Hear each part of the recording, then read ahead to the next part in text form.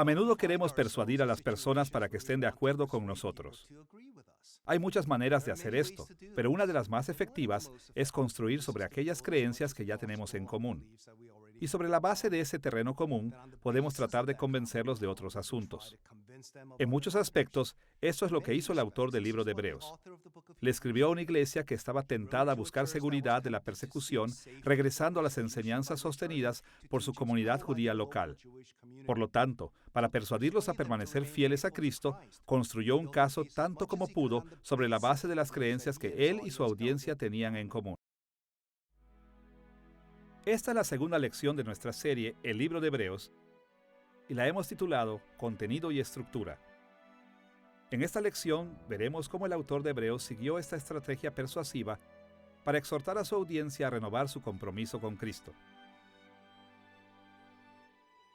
Nuestra lección sobre el contenido y la estructura de Hebreos se dividirá en dos partes.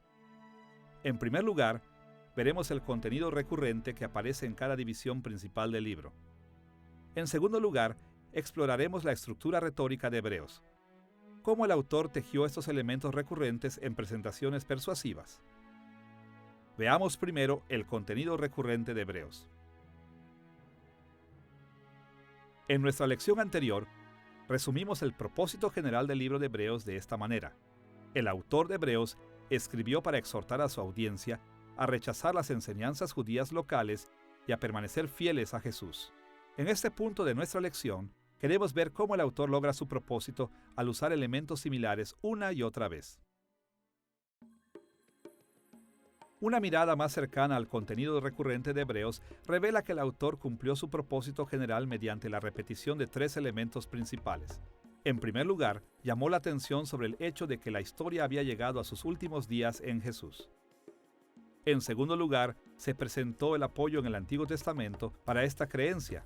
Y en tercer lugar, le ofreció a su audiencia una serie de exhortaciones a perseverar en su fe cristiana. Comencemos con la creencia del autor de que los últimos días ya habían llegado en Jesús. Generalmente, cuando los seguidores de Cristo escuchamos la expresión los últimos días, nuestras mentes se imaginan los acontecimientos que ocurrirían al regreso de Cristo en gloria. Muchos de nosotros pasamos una gran cantidad de tiempo y esfuerzo tratando de entender eventos como la Gran Tribulación, el rapto y el milenio. Pero cuando hablamos de los últimos días, en el libro de Hebreos, tenemos en mente algo que es mucho más amplio a solo los acontecimientos relacionados con la segunda venida de Cristo. Los teólogos cristianos a menudo llaman a la enseñanza de la Biblia de los últimos días escatología. Este término técnico se deriva de la palabra griega eschatos, que significa último, final o postrero. Curiosamente, esta terminología del Nuevo Testamento aparece en el Antiguo Testamento tan pronto como se habla de los postreros días en Deuteronomio capítulo 4, versículo 30. Ahí Moisés advirtió que Israel se iría al exilio si se rebelaba contra Dios, pero él les aseguró que si se arrepentían en los postreros días, volverían del exilio para recibir las incomparables bendiciones de Dios. Y los profetas del Antiguo Testamento también mencionaron eventos asociados con el regreso de Israel del exilio que sucederían en los postreros días. No es difícil ver que en Hebreos capítulo 1, versículos 1 y 2, el autor de Hebreos tuvo la escatología en mente al escribir su libro. Escuchemos lo primero que escribió. Dios, habiendo hablado muchas veces y de muchas maneras en otro tiempo a los padres por los profetas, en estos postreros días nos ha hablado por el Hijo. Observemos cómo estos versículos se refieren a lo que Dios hizo en Cristo como acontecimiento en estos postreros o escatológicos días. ¿Qué quiso decir con esto el autor de Hebreos? ¿Por qué era tan importante para él la escatología? Desde el comienzo, en el primer versículo del libro de Hebreos, el autor quiere que sepan que Jesús es el cumplimiento de todas las palabras de la profecía que vinieron antes que él. Él dice, en el pasado, Dios habló a los padres por los profetas en muchas ocasiones y de muchas maneras, pero en estos últimos tiempos nos ha hablado por su Hijo, o por el Hijo. Y eso significa que Jesús es el cumplimiento de todo lo que vino antes que Él. Él es la venida del día del Señor, la entrada del reino. La última palabra que Dios quiere decir en la historia de la humanidad se encuentra en Jesús. Para entender la escatología de Hebreos, tenemos que terminar nuestro camino a través de algunos giros y vueltas de la historia de Israel cerca del final del Antiguo Testamento y en la época entre el Antiguo y el Nuevo Testamento. Durante el período monárquico, Israel cayó más y más en rebelión contra Dios. Dios mandó al ejército asirio para conducir a la mayoría de los israelitas del norte al exilio. Más tarde, Dios envió a los ejércitos de Babilonia a hacer lo mismo a Judá. Ahora bien, alrededor del año 538 a.C., un remanente de Israel y de Judá regresó a la tierra prometida con la esperanza de que Dios derramaría los juicios y bendiciones de los postreros días. Pero el arrepentimiento a gran escala nunca sucedió, y como resultado, Israel estuvo condenado a sufrir durante 5 siglos bajo la tiranía de los medos y persas, los griegos y finalmente bajo el Imperio Romano.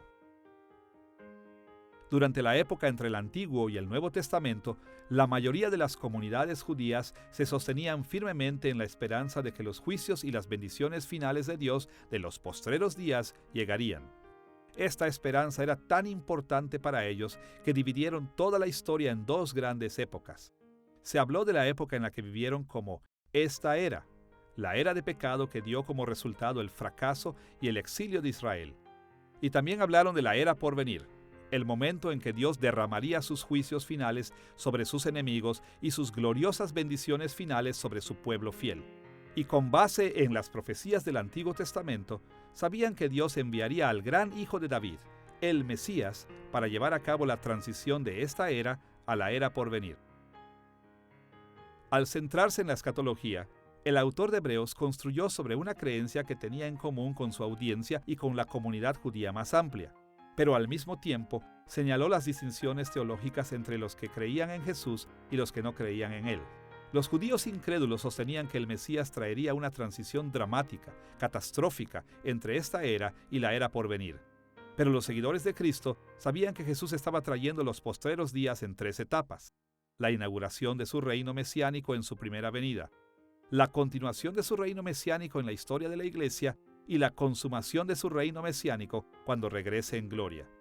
Los autores del Nuevo Testamento describen estas 3 eras como los postreros días, en pasajes como Hechos capítulo 2, versículo 17 y 2 de Pedro capítulo 3, versículo 3. Podemos ver la importancia de este tema cuando observamos que el autor de Hebreos usa un lenguaje familiar para los postreros días en no menos de 6 ocasiones. En Hebreos capítulo 2, versículo 5, escribió acerca del mundo venidero, cuando Cristo regresará en gloria. En el capítulo 6, versículo 5, se refirió a los poderes del siglo venidero, que muchos en su audiencia habían experimentado. En el capítulo 9, versículo 11, describió a Cristo como el sumo sacerdote de los bienes venideros. En el capítulo 9, versículo 26, se refirió al tiempo del ministerio terrenal de Jesús como la consumación de los siglos. En el capítulo 10, versículo 1, habló de las bendiciones resultantes del sacrificio de Cristo como los bienes venideros. Y en el capítulo 13, versículo 14, él describió la última esperanza de los seguidores de Cristo como la ciudad por venir. La frecuencia de estas formas conocidas de referirse a los postreros días nos da una idea de lo importante que era este tema para el propósito del autor. Ahora que hemos visto cómo el contenido recurrente en Hebreos incluye un enfoque en los últimos días en Jesús, debemos pasar a un segundo elemento que se repite en el libro: el apoyo en el Antiguo Testamento de las opiniones teológicas del autor. Según la mayoría de los cálculos, el libro de Hebreos se refiere a o hace mención del Antiguo Testamento casi 100 veces. Estas interacciones con las escrituras del Antiguo Testamento eran tan cruciales para el propósito del autor que aparecen en cada división principal de su libro. Y por supuesto, no es difícil entender por qué. Para desafiar las enseñanzas de la comunidad judía local, el autor de Hebreos recurrió a un documento común que todos ellos consideraban sagrado: el Antiguo Testamento. Para los propósitos de esta lección, veamos 5 formas principales en las que el autor de Hebreos cita repetidas veces el Antiguo Testamento. En primer lugar, llama la atención sobre trasfondos basados en hechos del Antiguo Testamento. En pocas palabras, el autor recuerda algunos detalles históricos de las escrituras hebreas y citó unas palabras. Después incorpora los hechos en su presentación de la fe cristiana. Por ejemplo, en Hebreos capítulo 7, versículo 2, explicó que el nombre Melquisedec, rey de Salem, de Génesis capítulo 14, versículo 18, significa rey de justicia y rey de paz. Estos trasfondos basados en hechos enriquecieron su comparación entre Jesús y Melquisedec. Como otro ejemplo, en Hebreos capítulo 12, versículos 20 y 21, el autor observó el temor al monte Sinaí de Israel registrado en Éxodo capítulo 19, versículos 12 y 13 y Deuteronomio capítulo 9, versículo 19. A continuación, él contrastó el temor de Israel con la alegría de Jerusalén, la celestial, para los seguidores de Cristo. En segundo lugar, el autor también señaló la permanencia de las perspectivas teológicas establecidas en el Antiguo Testamento, las cuales todavía eran verdad en sus días. En estos casos, en vez de señalar hechos históricos simples, el autor se centró en las creencias teológicas afirmadas por las Escrituras hebreas, creencias acerca de Dios mismo y otros asuntos en estrecha relación con Dios. Por ejemplo, en Hebreos capítulo 1, versículo 5, el autor hace referencia a 2 de Samuel capítulo 7, versículo 14, o su paralelo, en 1 de Crónicas capítulo 17, versículo 13. Aquí Dios declaró que todos los reyes de la dinastía de David serían llamados hijos de Dios desde la época de David en adelante. En Hebreos capítulo 1, versículo 7, el autor citó Salmo 104, versículo 4, donde los ángeles fueron descritos como ministros. En Hebreos capítulo 2, versículos 6 al 8, citó Salmo 8, versículos 4 al 6. Argumentó que Dios había ordenado a los seres humanos a ser menores que los ángeles, solo hasta el final, cuando la humanidad, no los ángeles, gobernarán con Cristo sobre toda la creación. Hebreos capítulo 2, versículo 13 hizo referencia a Isaías capítulo 8, versículos 17 y 18. Estos versículos demuestran que las bendiciones de la vindicación de Dios serán compartidas entre los miembros de la familia humana de Abraham y no entre los ángeles. En Hebreos capítulo 6, versículos 13 y 14, el autor citó la promesa de Dios a Abraham de Génesis capítulo 22, versículo 17. Aquí Dios estableció que la promesa a Abraham era permanente, que se extendía incluso a los tiempos del Nuevo Testamento. En Hebreos capítulo 12, versículo 29, el autor citó Deuteronomio capítulo 4, versículo 24, y describió a Dios como un fuego consumidor. Lo hizo para fortalecer su enseñanza de que Dios todavía era un fuego consumidor en Cristo. Ejemplos similares aparecen en Hebreos capítulo 4, versículos 4 al 7, capítulo 8, versículo 5, capítulo 9, versículo 20, capítulo 10, versículos 30 y 31, capítulo 10, versículo 38, y en el capítulo 13, versículo 5. En todos estos pasajes, el autor de Hebreos insiste en que ciertas perspectivas teológicas establecidas en el Antiguo Testamento continuaron siendo ciertas en la época del Nuevo Testamento. El autor de Hebreos insiste en que Jesús es superior al Antiguo Testamento. Sin embargo, en ningún momento el autor de Hebreos minimiza el Antiguo Testamento o insiste en que está pasado de moda, o que fácilmente podríamos saltarlo, o que no necesitamos leerlo más, ya que tenemos a Jesús. No hay indicio de ello en ningún lugar. En todas partes, el autor de Hebreos trata el Antiguo Testamento con inmaculado respeto. Él entiende que es la palabra de Dios. Y más importante aún, es el Antiguo Testamento el que establece todas las categorías que dan razón de quién es Jesús. Jesús es un sumo sacerdote. ¿Qué es un sumo sacerdote? Algo que se estableció en el Antiguo Testamento. Es quien ofrece un cierto sacrificio. ¿Qué significa la sangre?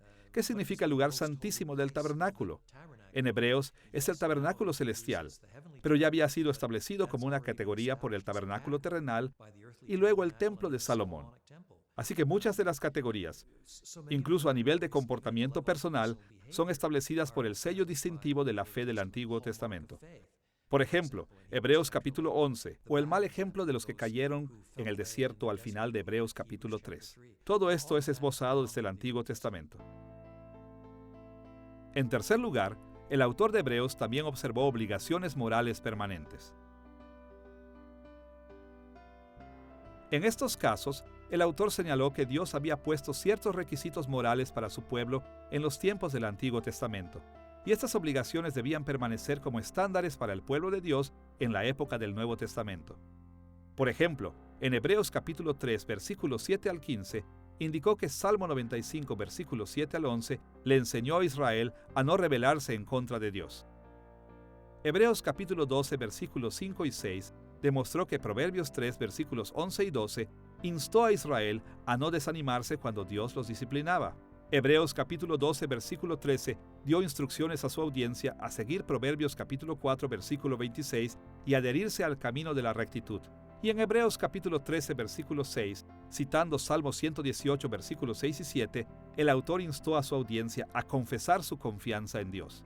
Todas estas referencias señalaron que las obligaciones morales del Antiguo Testamento siguen estando vigentes para los seguidores de Cristo.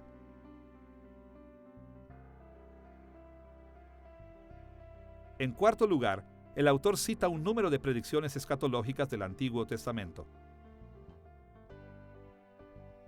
En muchos pasajes, los autores del Antiguo Testamento hacen predicciones sobre los últimos días.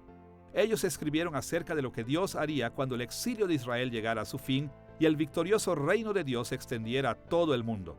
El autor de Hebreos usa varias predicciones escatológicas del Antiguo Testamento para demostrar que los juicios y bendiciones finales de Dios se cumplirían en Cristo. Por ejemplo, Hebreos capítulo 1, versículo 6 destacó Deuteronomio capítulo 32, versículo 43, como fue traducido en la Septuaginta, la traducción griega del Antiguo Testamento.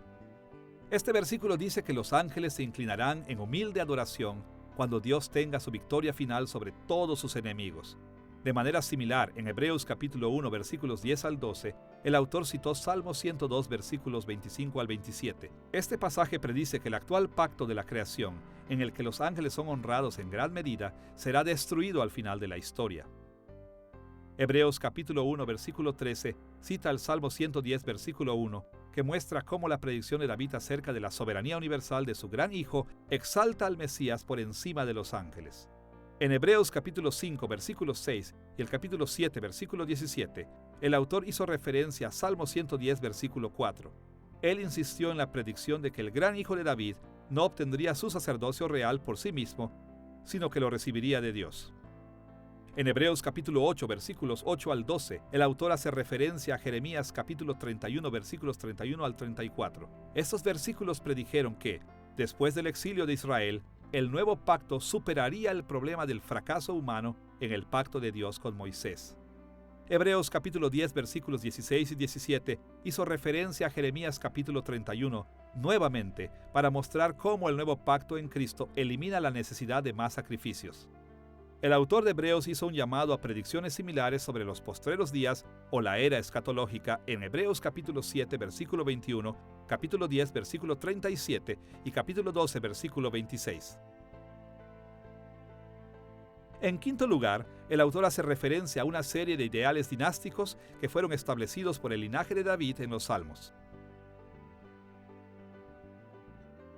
Estos pasajes expresan estándares de fidelidad y de servicio a Dios para toda la dinastía de David. Pero en el mejor de los casos, los descendientes de David del Antiguo Testamento solo cumplieron estos estándares de manera imperfecta. El autor de Hebreos insistió que Jesús es el cumplimiento perfecto y supremo de los ideales de la casa real de David. Por ejemplo, en Hebreos capítulo 1, versículo 5, el autor citó Salmo 2, versículo 7 y 2 de Samuel capítulo 7, versículo 14. Estos versículos indican que Dios adoptó un descendiente de David como su hijo real para gobernar sobre naciones vasallas. Hebreos capítulo 1, versículos 8 y 9, cita Salmo 45, versículos 6 y 7. Este salmo de boda real exalta el reino de Dios sobre todo, honrando a un rey en la dinastía de David que ama la justicia y odia la maldad. En Hebreos capítulo 2, versículos 11 y 12, el autor hace referencia a Salmo 22, versículo 22. En este versículo David se comprometió a compartir la alegría de su vindicación en la congregación de otros israelitas. El autor utiliza este versículo para demostrar que Jesús cumple perfectamente ese ideal dinástico al compartir su vindicación con los hijos de Abraham. En Hebreos capítulo 10, versículos 5 al 7, el autor se refiere a Salmo 40, versículos 6 al 8. En estos versículos, David se comprometió a dedicar todo su cuerpo a Dios en lugar de sacrificar animales.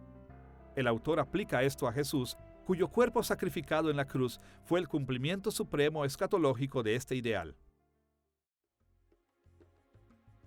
Hasta ahora hemos visto el contenido recurrente en Hebreos que involucra los últimos días en Jesús y el apoyo en el Antiguo Testamento de las opiniones teológicas del autor.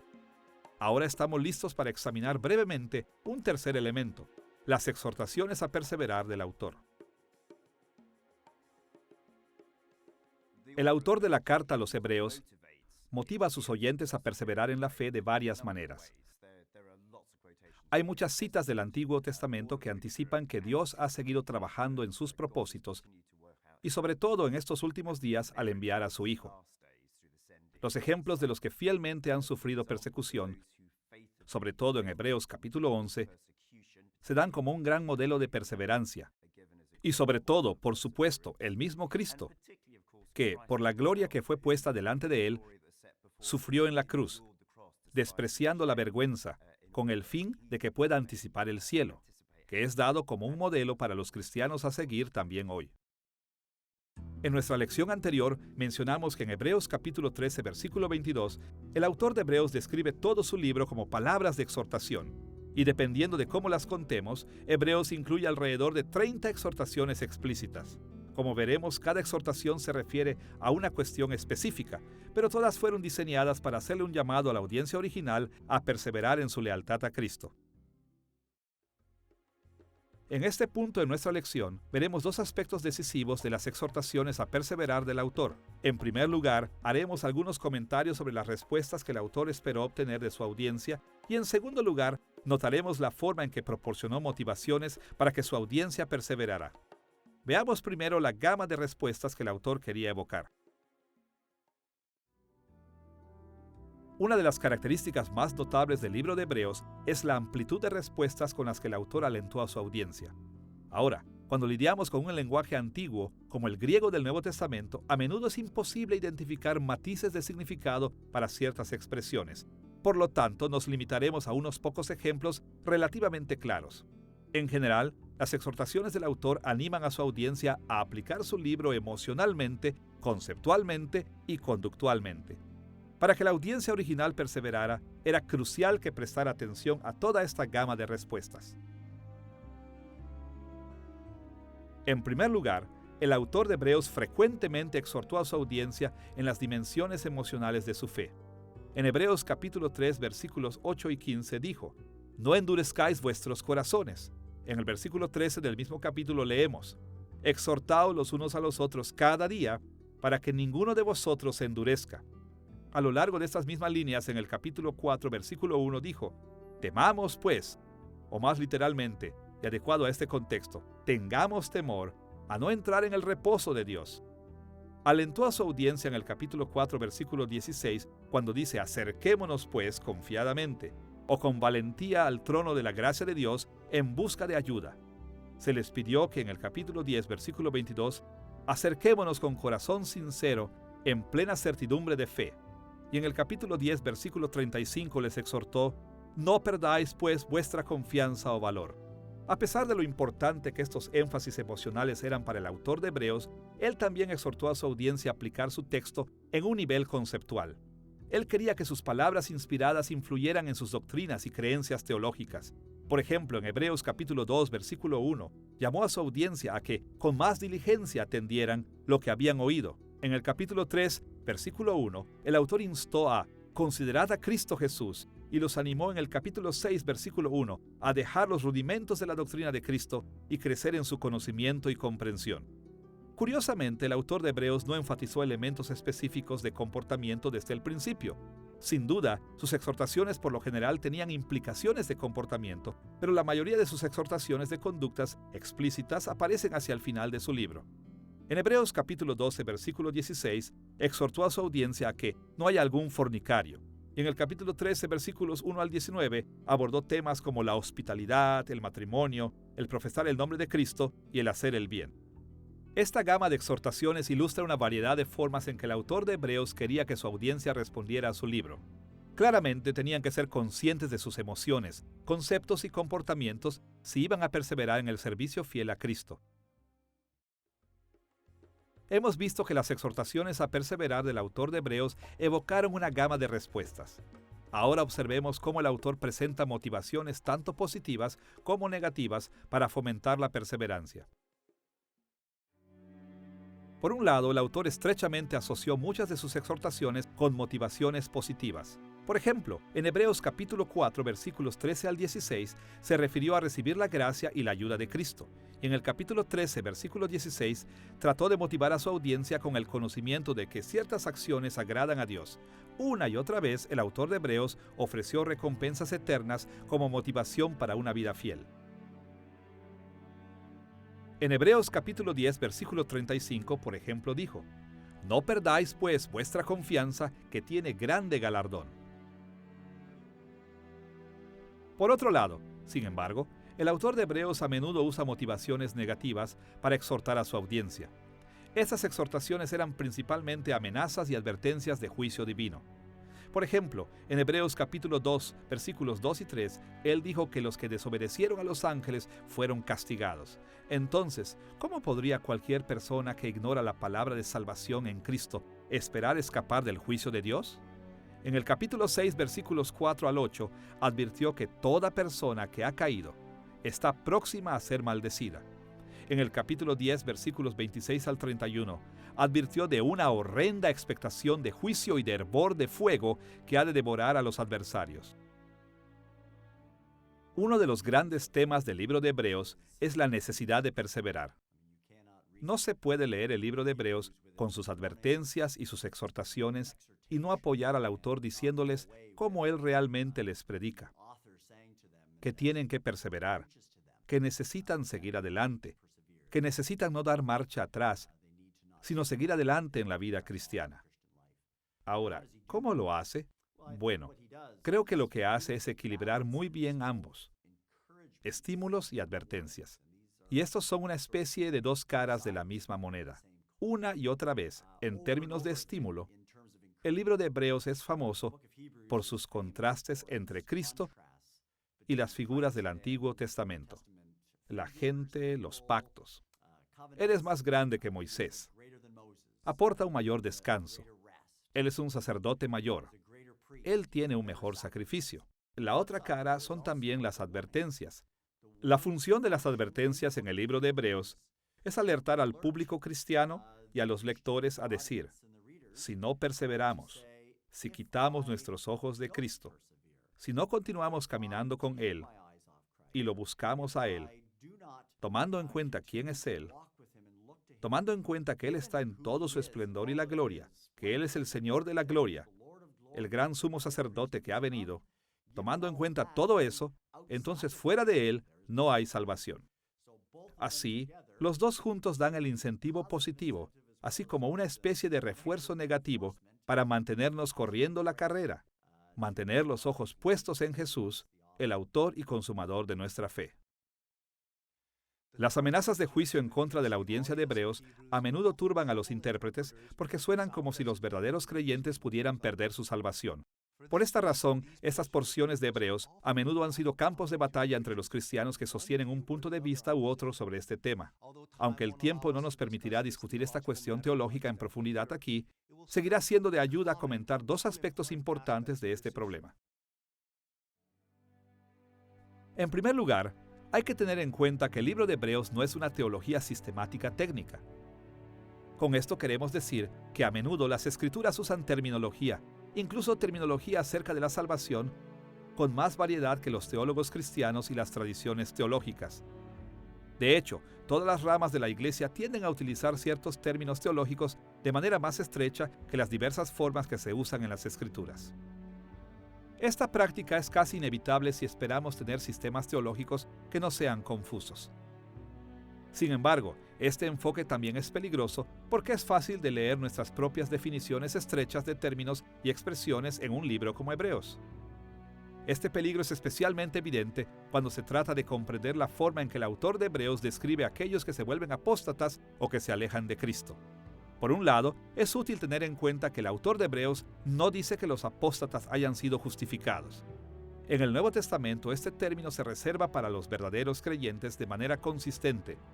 Pero por otro lado, el autor de Hebreos hizo uso de algunos términos que los evangélicos a menudo reservan para los verdaderos creyentes únicamente, incluso si el Nuevo Testamento no lo hace. Por ejemplo, en Hebreos capítulo 6, versículos 4 al 6, el autor advirtió: aquellos que han sido una vez iluminados, que han saboreado el don celestial, que han tenido parte en el Espíritu Santo y que han experimentado la buena palabra de Dios y los poderes del mundo venidero, y después de todo esto se han apartado. La dificultad aquí es que muchos de nosotros usamos expresiones similares en nuestro vocabulario teológico técnico para describir a los verdaderos creyentes únicamente. Otros ejemplos están en Hebreos capítulo 10, versículo 29, donde se dice que los apóstatas son santificados por la sangre del pacto, o en el capítulo 10, versículo 32, que dice que habían sido iluminados. En realidad se utilizan descripciones similares en el Nuevo Testamento para los que participan en lo que los teólogos a menudo llaman la iglesia visible. Esto es claramente diferente de la iglesia invisible, o el cuerpo de verdaderos creyentes.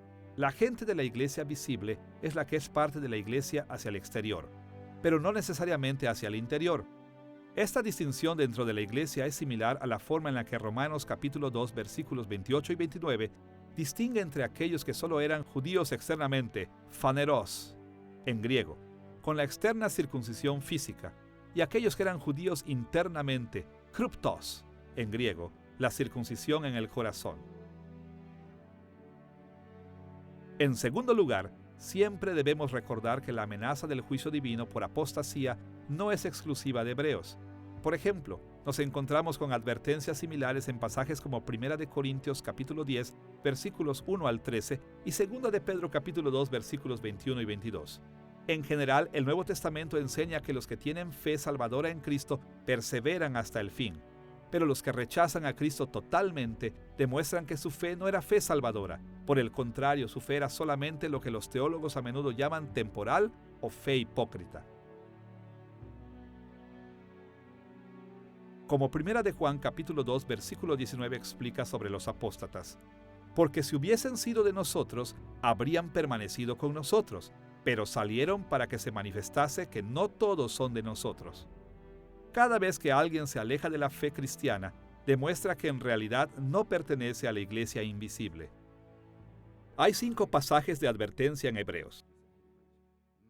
La mayoría de nosotros argumentamos y concluimos que estos 5 realmente tienen un buen punto,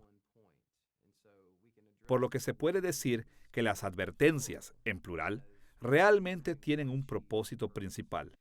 Y pastoralmente, su propósito es bastante simple. Él quiere que todos los miembros de su congregación perseveren y sigan a Cristo. Ahora bien, hay un par de puntos que de verdad deben hablarse.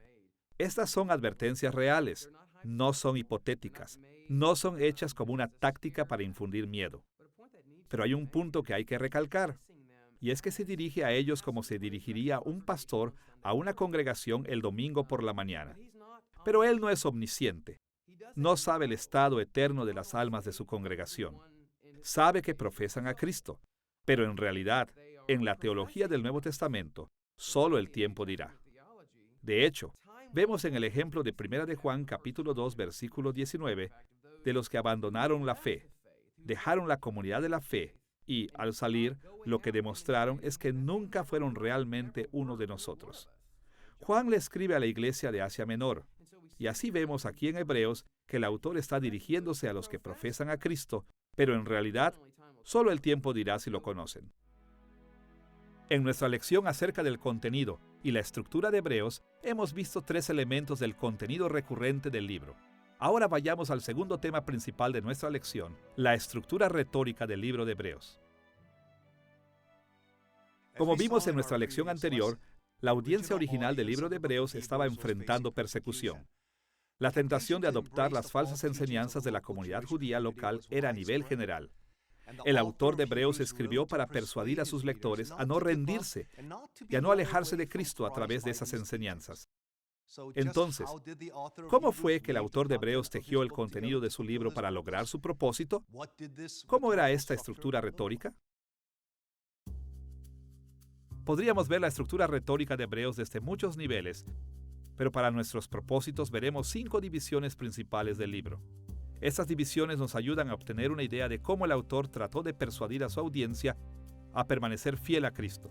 La primera división principal se enfoca en las creencias acerca de las revelaciones angelicales en el capítulo 1, versículo 1 al capítulo 2, versículo 18. La segunda división principal discute la autoridad de Moisés en el capítulo 3, versículo 1 al capítulo 4, versículo 13. La tercera división principal se centra en el sacerdocio real de Melquisedec en el capítulo 4, versículo 14 al capítulo 7, versículo 28. La cuarta división principal se concentra en el nuevo pacto en el capítulo 8, versículo 1 al capítulo 11, versículo 40. La quinta división principal trata de la perseverancia práctica en el capítulo 12, versículo 1 al capítulo 13, versículo 25. El autor de Hebreos usó cada una de estas divisiones principales para persuadir a su audiencia de permanecer fieles a Cristo, aún en medio del sufrimiento. Veamos primero cómo el libro de Hebreos trata las revelaciones angelicales en el capítulo 1, versículo 1 al capítulo 2, versículo 18. Como mencionamos en la lección anterior, una serie de escritos judíos de Qumran, así como libros como Efesios y Colosenses, indican que las comunidades judías del siglo I a menudo exaltaban a los ángeles como poderosas criaturas gloriosas que traían consigo revelaciones divinas a los seres humanos inferiores. Perspectivas de la comunidad judía local estaban arraigadas en los pasajes bíblicos, pero daban honor excesivo a los ángeles. Este honor exagerado para los ángeles planteó un serio desafío para los seguidores de Cristo. Después de todo el mundo sabía que Jesús era de carne y hueso, un ser humano. Entonces, ¿cómo podría alguien seguir lo que él decía en vez de las revelaciones de los ángeles? El autor de Hebreos respondió a este reto en 5 pasos. Primero, en Hebreos capítulo 1, versículos 1 al 4, escribió que su audiencia debería seguir a Jesús porque Jesús es la fuente suprema de revelación divina. El autor reconoció que Dios habló a través de ángeles y de otros medios a lo largo de la historia del Antiguo Testamento, pero insistió en que, como el divinamente designado sumo sacerdote real de los últimos días, Jesús trajo consigo revelación mucho más superior a cualquier revelación dada por medio de los ángeles. En el capítulo 1, versículos 5 al 14, el autor de Hebreos explica que Jesús es superior a los ángeles, porque solo Él es el Hijo mesiánico de Dios. Observó que Jesús cumplió con los ideales de la casa de David, y Jesús también cumplió la predicción de David de la victoria del Hijo mesiánico de Dios sobre todos los enemigos de Dios. En contraste, señaló que los ángeles no son más que espíritus enviados a servir a quienes heredan la salvación en Cristo. En el capítulo 2, versículos 1 al 4, el autor exhorta a su audiencia a prestar especial atención al gran mensaje de salvación anunciado primero por Jesús. Les recordó que la violación a los mensajes de los ángeles en el pasado recibió el justo castigo de Dios. Por lo tanto, sus lectores no debían pensar que era posible escapar del juicio de Dios si ignoraban la gran salvación revelada por Cristo, quien es nuestra salvación. Hebreos capítulo 2, versículos del 5 al 9, apoya la creencia en la supremacía de Cristo al explicar que Jesús es ahora gobernante sobre los ángeles. Y en el futuro, todos los creyentes reinarán sobre ellos con Él. El autor señaló que Dios puso a la humanidad un poco por debajo de los ángeles temporalmente, pero destinó a los seres humanos a gobernar sobre toda la creación en el mundo venidero. Esta gloria final dada a los seres humanos es anticipada en el actual reinado de Cristo en el cielo como real sumo sacerdote de Dios. Y por último, en Hebreos capítulo 2, versículos 10 al 18, el autor demostró que Jesús es descendiente de Abraham, y Jesús compartirá su gloria con los descendientes de Abraham, no con los ángeles. El autor cita a David e Isaías en esa sección para mostrar la conexión de Jesús con el árbol genealógico de Abraham. También explicó que Jesús, en su humanidad, rompió el poder del gran ángel caído, el diablo. Esto no era para liberar a los ángeles, sino para liberar a los descendientes de Abraham del temor a la muerte. La humanidad de Cristo lo hizo un misericordioso y fiel sumo sacerdote que expió los pecados de su pueblo. Después de haber visto cómo el autor de Hebreos trata con las enseñanzas judías sobre las revelaciones angelicales, debemos pasar a la segunda división principal de su libro. En Hebreos capítulo 3, versículo 1 al capítulo 4, versículo 13, él respondió a los desafíos acerca de la autoridad de Moisés. Ningún ser humano fue tan honrado en Israel como Moisés. Debido a la distinción que le es otorgada a Moisés, realmente no deberíamos sorprendernos de estas enseñanzas judías locales. Ellos desafiaron a la audiencia de Hebreos a obedecer todo lo que Dios había revelado a través de Moisés, pero sin tener en cuenta a Cristo. Como veremos en esta división, El autor de Hebreos honra a Moisés también. Sin embargo, a pesar de que Moisés fue fiel servidor de Dios, Jesús fue aún mayor, porque Él era el real sumo sacerdote de Dios de los últimos días. Esta parte del libro se divide en 3 secciones principales, cada una de las cuales tiene al menos una exhortación a mantener la autoridad de Jesús por encima de la autoridad de Moisés. En la primera sección, en Hebreos capítulo 3, versículos 1 al 6, le pide explícitamente a su audiencia de hebreos a honrar a Jesús sobre Moisés. En esta sección se señala que Moisés construyó la casa de Dios, el tabernáculo, pero como hijo real de Dios, Jesús reina sobre la casa de Dios, la iglesia. Escuchemos Hebreos capítulo 3, versículos 1 al 3, donde el autor exhortó a su audiencia diciendo: Consideren a Jesús, apóstol y sumo sacerdote de la fe que profesamos. De hecho, Jesús ha sido estimado digno de mayor honor que Moisés. El autor insiste en que Jesús fue fiel a Dios como Moisés, pero Jesús era estimado digno de mayor honor. A raíz de estos versículos en el capítulo 3, versículos 7 al 19, el autor advirtió a su audiencia a que no endurecieran sus corazones y a la rebelión como los israelitas que se rebelaron contra Moisés. El autor apoya esta exhortación al señalar que la mayoría de los que siguieron a Moisés no entraron en la tierra prometida porque se rebelaron contra Dios. De la misma manera, los que siguen a Cristo serán participantes de Cristo solo si mantienen su convicción original con firmeza hasta el final. La incredulidad mantuvo a los israelitas fuera de la tierra prometida. La incredulidad hará lo mismo en Cristo. En Hebreos capítulo 4, versículos 1 al 13, el autor continúa con su comparación entre el seguir a Cristo y seguir a Moisés. Él exhortó a su audiencia a hacer todo lo posible para entrar en el reposo de Dios. Usando el Antiguo Testamento, explicó que entrar en el reposo de Dios está todavía en el futuro, por lo que deben tomar en serio cómo la palabra de Dios pone todo al descubierto delante de Él. Es Dios a quien deben rendir cuentas, y ellos deben tratar de entrar en su reposo y no imitar a Israel en el desierto. Después de abordar las revelaciones angelicales y la autoridad de Moisés, el autor de Hebreos desafió las enseñanzas judías locales sobre el sacerdocio real de Melquisedec en Hebreos capítulo 4, versículo 14, hasta el capítulo 7, versículo 28. En nuestra lección anterior mencionamos un texto llamado 11Q Melquisedec o el Midrash de Melquisedec, descubierto en Qumran. Este texto describe a Melquisedec como una figura celestial que aparecería en los postreros días para ofrecer sacrificios expiatorios finales y para inaugurar el reino de Dios. Al parecer, algunas de las personas en la audiencia original estaban confundidas por este tipo de enseñanza. ¿Por qué deberían seguir a Jesús como el real sumo sacerdote de Dios en los últimos días, en lugar de esperar a Melquisedec? Por lo tanto, el autor de Hebreos demuestra que Jesús era el verdadero real sacerdote según el orden de Melquisedec. Esta división se desarrolla en 4 secciones.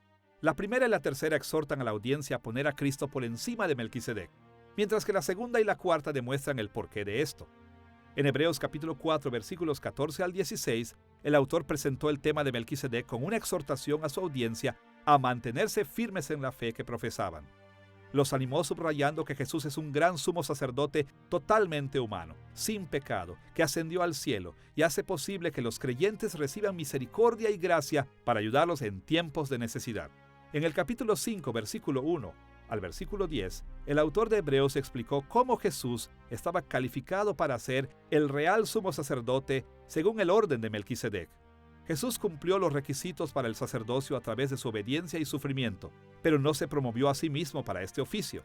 Al citar Salmo 2, versículo 7 y Salmo 110, versículo 4, el autor demostró que las esperanzas que Israel había puesto en Melquisedec en realidad se cumplirían con la dinastía de David.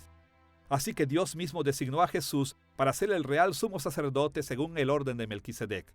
Como tal, Jesús se convirtió en la fuente de salvación eterna para todos los que le obedecen.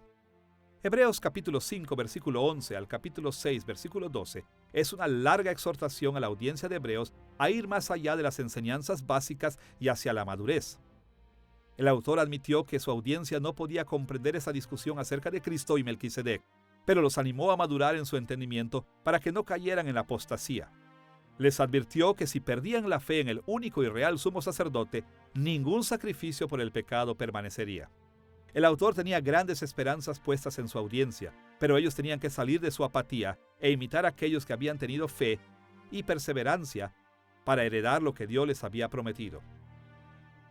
En Hebreos capítulo 6, versículo 13 al capítulo 7, versículo 28, el autor continuó su discusión acerca de Jesús como el cumplimiento del sacerdocio real de Melquisedec. En específico, explicó que el sacerdocio real de Jesús sustituyó o superó al sacerdocio levítico. Cuando Hebreos fue escrito, los servicios continuaron en el templo de Jerusalén. Este hecho representó un serio reto para la creencia cristiana de que la muerte de Jesús había hecho que se terminara la necesidad de sacrificios levíticos en el templo. Para responder a este reto, el autor se basó en las creencias locales judías que decían que Melquisedec terminaría todos los sacrificios en los postreros días. Pero por el juramento de Dios en Salmo 110, versículo 4, concluyó que Jesús, el gran hijo de David, era el sacerdote real eterno de la orden de Melquisedec. Por lo tanto, Jesús fue quien terminó el sistema sacrificial levítico. Para demostrar la superioridad de Jesús al sacerdocio levítico, el autor también observó que en Génesis capítulo 14, versículo 20, Abraham pagó un diezmo, demostrando que Melquisedec era su superior. Por lo tanto, Leví, el descendiente de Abraham, hizo lo mismo de manera simbólica a través de Abraham. Así que era adecuado para Cristo, como sumo sacerdote real de la orden de Melquisedec, sustituir el sacerdocio levítico. Los sacrificios levíticos nunca podrían traer expiación total, pero en cumplimiento del sacerdocio real de Melquisedec, Cristo realizó una sola expiación, una vez y para siempre. Una de las porciones más favoritas del libro de los Hebreos para los predicadores y maestros es la comparación con Melquisedec, el casi desconocido sacerdote del Antiguo Testamento. Pero antes, él hace una comparación con el sacerdocio de Aarón, de los levitas. Primeramente, él hace el contraste siguiente. El sacerdocio de Aarón era hereditario, o sea, de padre a hijo, y de la tribu de Leví.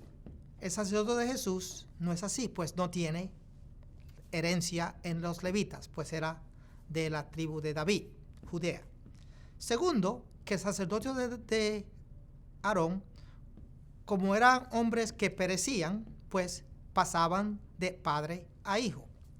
Jesús, contraste, como Él es eterno, el sacerdocio es para siempre, o sea, que Él sigue siendo el mismo sacerdocio. Y eso es lo que Él está enfatizando, que Jesús es un sacerdote de ese índole, que no tiene derecho humano a ser sacerdote, pero que entra en la historia como un sacerdote escogido por Dios y que luego desaparece, como lo hace Jesús, que sube al cielo al final de su ministerio terrenal, claro, después de su resurrección. Existen dos sacerdocios mencionados en la carta a los Hebreos. Uno es el sacerdocio tradicional que inició desde Aarón y fue llevado a cabo por la tribu de Leví, el sacerdocio levítico. Y también estaba el muy inusual sacerdocio de Melquisedec, que aparece en la historia patriarcal temprana. Él era un sumo sacerdote del Señor en la época de Abraham. Y Jesús es comparado con ambos. Por un lado, para demostrar la superioridad al sacerdocio levítico, y por otro lado, para mostrar la similitud que existe con la singularidad de Melquisedec como sumo sacerdote. Su sacerdocio fue una designación eterna, y lo que sabemos de Melquisedec es que no tenía padres. Aparece en escena sin ningún tipo de genealogía detrás de él. Él es más importante que Abraham, porque Abraham le pagó tributo a él, le pagó diezmo, y el menor le paga al mayor el diezmo. Pero ese patrón del sumo sacerdote, que es superior en todo sentido y recibe tributo del mismo pueblo, quienes fueron los patriarcas que formaron el judaísmo y la historia de Israel, y bajo los cuales, en un momento dado, tuvo lugar el sacerdocio levítico, esa imagen de Melquisedec perdura, y el sacerdocio de Cristo, ese nuevo sacerdocio, es promulgado según el modelo de Melquisedec. La cuarta división principal en Hebreos, capítulo 8, versículo 1, al capítulo 11, versículo 40, se enfoca en el nuevo pacto. Aquí el autor de Hebreos explicó más acerca de la supremacía de Cristo como real sumo sacerdote de Dios al discutir cómo el nuevo pacto es superior al anterior. El término nuevo pacto proviene de Jeremías capítulo 31, versículo 31. En este versículo, el profeta predijo que Dios otorgaría un pacto de renovación final a Israel y Judá después del exilio de Israel en los últimos tiempos. Este mismo pacto escatológico fue nombrado un pacto de paz en Isaías capítulo 54, versículo 10 y Ezequiel capítulos 34 y 37. Así que, en este momento, el autor de Hebreos pasó de su discusión de Melquisedec en los últimos días a la discusión del nuevo pacto. Esta división de Hebreos consta de 8 secciones principales. La primera, Hebreos capítulo 8, versículos 1 al 13, presenta la idea de que Jesús es el mediador del nuevo pacto como real sumo sacerdote en el cielo. En los versículos 1 y 2, el autor afirma de manera explícita lo que él llama el punto principal de lo que él está diciendo. Él explicó que Cristo, el real sumo sacerdote, está en el cielo sirviendo en aquel verdadero tabernáculo que levantó el Señor y no el hombre. En otras palabras, el sacerdocio levítico cumplió ese papel en el mundo, pero su sacerdocio estaba basado en la ley. En el Antiguo Testamento, el pacto con Moisés estableció el sacerdocio levítico terrenal, pero fracasó por los pecados de Israel. En contraste con esto, el nuevo pacto en Jeremías capítulo 31 no puede fallar porque, como dice Hebreos capítulo 8, versículo 6, este es establecido sobre mejores promesas. Estas mejores promesas ofrecen la transformación completa del pueblo de Dios y el perdón final eterno de sus pecados. En Hebreos capítulo 9, versículos 1 al 28, el autor reflexionó sobre el hecho de que el sacerdocio real celestial de Jesús es superior al sacerdocio levítico. Comenzó esta sección mencionando el orden del tabernáculo terrenal de Moisés, revelando características que se asemejan al santuario celestial de Dios. Adicionalmente, describió las actividades sacerdotales que fueron mandadas en Levítico capítulo 16, versículo 34, con respecto al día de la expiación anual. Esto demostró que los sacrificios del tabernáculo terrenal no podían resolver todo el problema del pecado, sino que tenían que ser repetidos cada año. Estos sacrificios habían sido ordenados hasta que la historia alcanzara su culminación en los últimos días, lo que él llamó en Hebreos capítulo 9, versículo 10, el tiempo de reformar las cosas.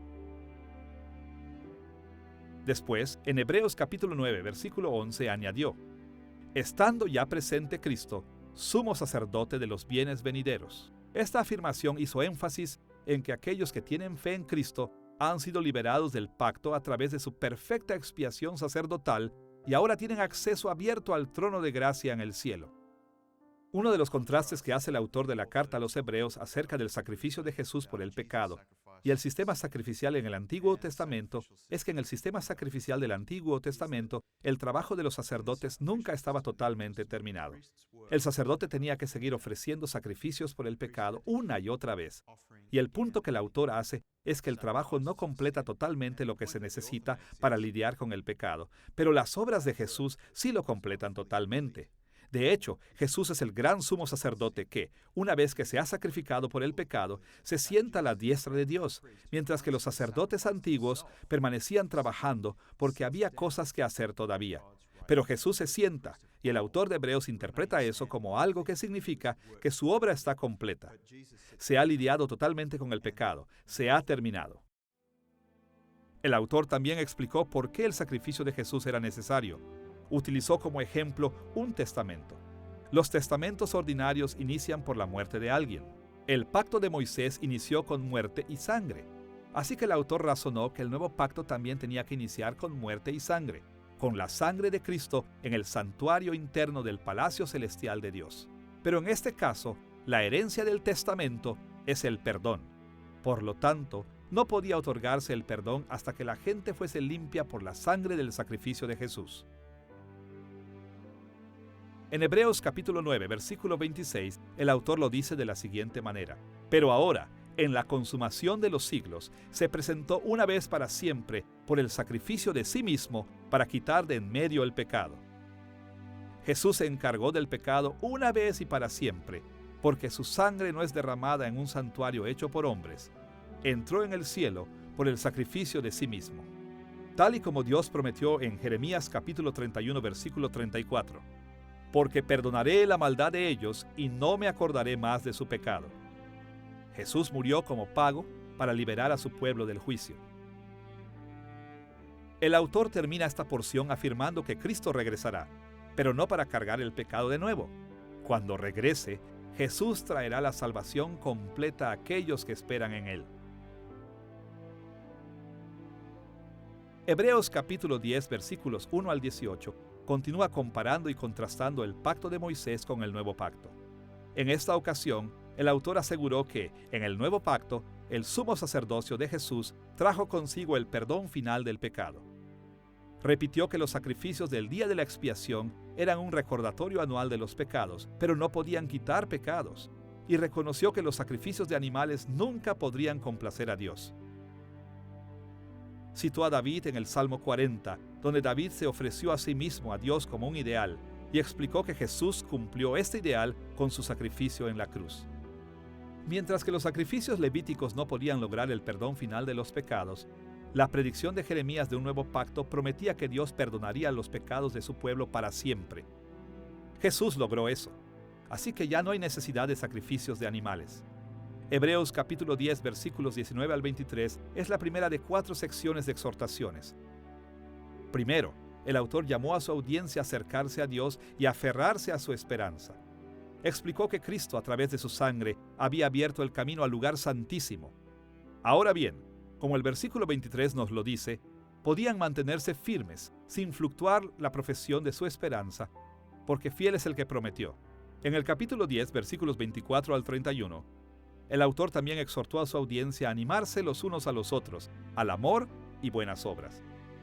Mencionó que deben reunirse, y más aún, porque ven el día del juicio aproximándose. Después les explicó lo severo del juicio que le espera a aquellos que pisotearan al Hijo de Dios, que tratan la sangre del pacto como si no fuera santa y que insultan al Espíritu de gracia. Como él dijo, Dios juzgará a su propio pueblo. En Hebreos capítulo 10, versículos 32 al 35, el autor le pidió a su audiencia que recordara el pasado y no desechara su confianza. Les recordó que habían sufrido con gozo y por voluntad propia en el pasado, porque sabían que tenían mejores y duraderas posesiones en el mundo venidero. Si seguían así, serían recompensados grandemente. Y Hebreos capítulo 10, versículos 36 al 39, exhortó a la audiencia a perseverar en hacer la voluntad de Dios. Él apoyó esta exhortación recordándoles que Dios viene a traer juicio final y bendiciones. Les advirtió que a Dios no le agradan aquellos que se alejan del vivir en la fe. Pero en Hebreos capítulo 10, versículo 39 añadió: pero nosotros no somos de los que retroceden para perdición, sino de los que tienen fe para preservación del alma. Bueno, es obvio que todos estos creyentes judíos están cansados, están agotados, están siendo perseguidos. ¿Cuán relevante es esto para los cristianos de todo el mundo y a lo largo de la historia de la iglesia? Estaban cansados y su fe estaba vacilando. Sus casas habían sido saqueadas. No había habido persecución hasta el punto de martirio todavía, pero parecía estar en el horizonte. Y por lo tanto, había muchos desafíos en su fe, muchas razones para arrojar la toalla y volver a sus viejas costumbres. Y el autor les escribe, animándolos a permanecer fieles al nuevo pacto en el que ahora ellos creen en Jesús. Siguiendo esta serie de exhortaciones, en el capítulo 11, versículos 1 al 40, el autor se enfocó en la fe salvadora. Ya hemos mencionado que la audiencia de Hebreos había soportado persecución en el pasado y enfrentaban la posibilidad de enfrentar aún más. Así que el autor los animó a tener una fe que no se retira frente a los problemas. Entonces ilustró lo que quería decir con una larga lista de figuras de la historia del Antiguo Testamento que permanecieron fieles cuando enfrentaron dificultad. Durante sus vidas, estos fieles no recibieron lo que se les había prometido, porque la promesa de Dios era para tiempos futuros. Pero como explicó el autor de Hebreos, tomarán parte, al igual que el autor y su audiencia, en la perfección de su persona cuando Cristo regrese. La última división principal en Hebreos capítulo 12, versículo 1 al capítulo 13, versículo 25, cierra el libro de Hebreos al elaborar en el tema de la perseverancia práctica. Esta división consiste en una larga serie de exhortaciones y explicaciones. Para nuestros propósitos, simplemente resumiremos estas exhortaciones.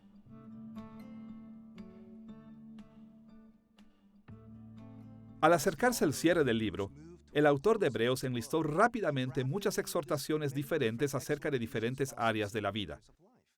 Por muchas razones, esta es la porción más práctica del libro porque habla de manera especial de los tipos de conducta que esperaba que su audiencia ejerciera.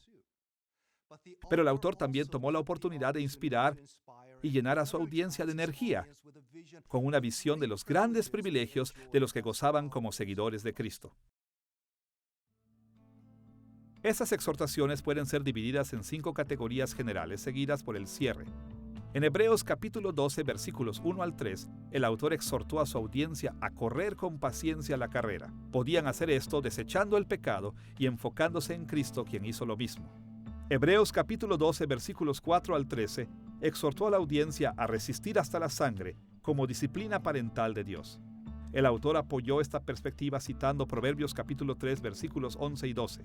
Explicó que la disciplina de Dios da fruto apacible de justicia a los que en ella han sido ejercitados. Así que los animó a fortalecerse y no ser deshabilitados por el sufrimiento. En Hebreos capítulo 12, versículos 14 al 17, el autor volvió a exhortar a su audiencia a animarse los unos a los otros.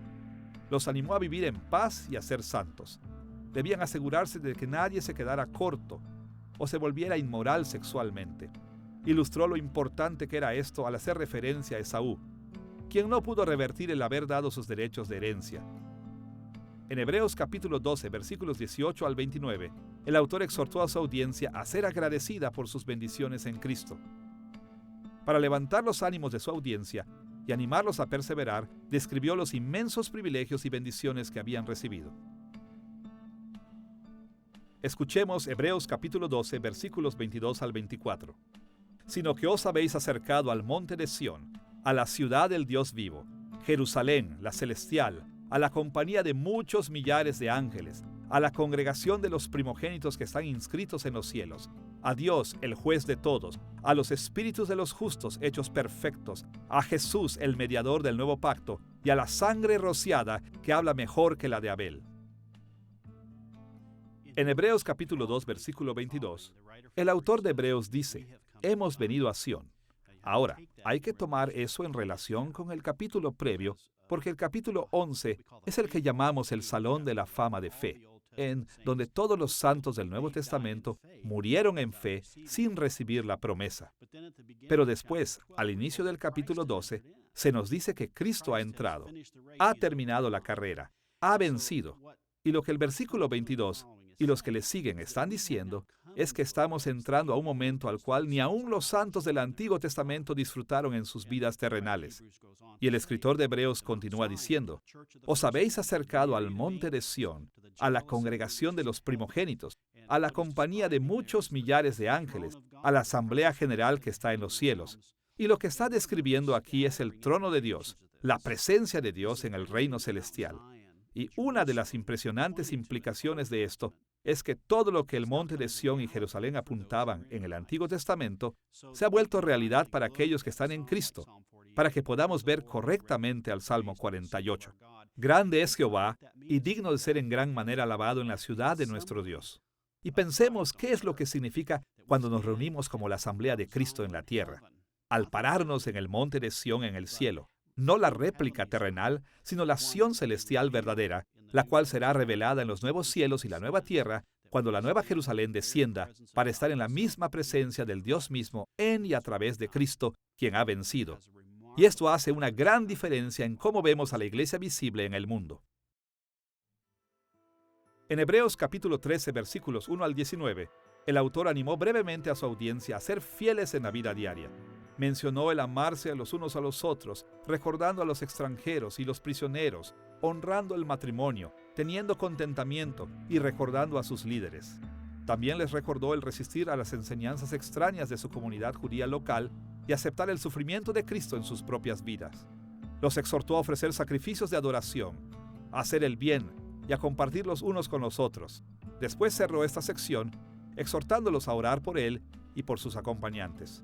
Finalmente, en Hebreos capítulo 13, versículos 20 al 25, el autor cerró su libro. En los versículos 20 y 21, ofreció una bendición, una oración que Dios, quien levantó a Jesús, haría en ellos y recibiría gloria. Después, en el versículo 22, le pidió a su audiencia que soportéis la palabra de exhortación o su sermón a ellos, y terminó la carta con varios saludos. En esta lección hemos visto el contenido y la estructura del libro de Hebreos. Nos hemos dado cuenta del contenido recurrente, enfocándonos en los postreros días de Cristo, el apoyo del autor en el Antiguo Testamento para sus puntos de vista y sus múltiples exhortaciones a perseverar. También hemos examinado la estructura retórica del libro al darnos cuenta cómo el autor entretejió sus temas recurrentes para abordar desafíos en contra de la fe cristiana que provenían de enseñanzas judías locales. El libro de Hebreos ofrece grandes tesoros a los seguidores de Cristo.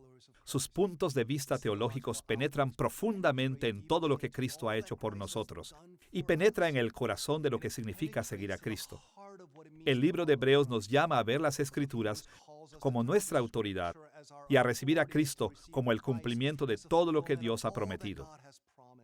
Y nos exhorta a amar y a servir a Cristo con corazones agradecidos hasta que llegue aquel día en el que recibiremos el reino que Él está preparando para nosotros, el único reino que jamás será sacudido.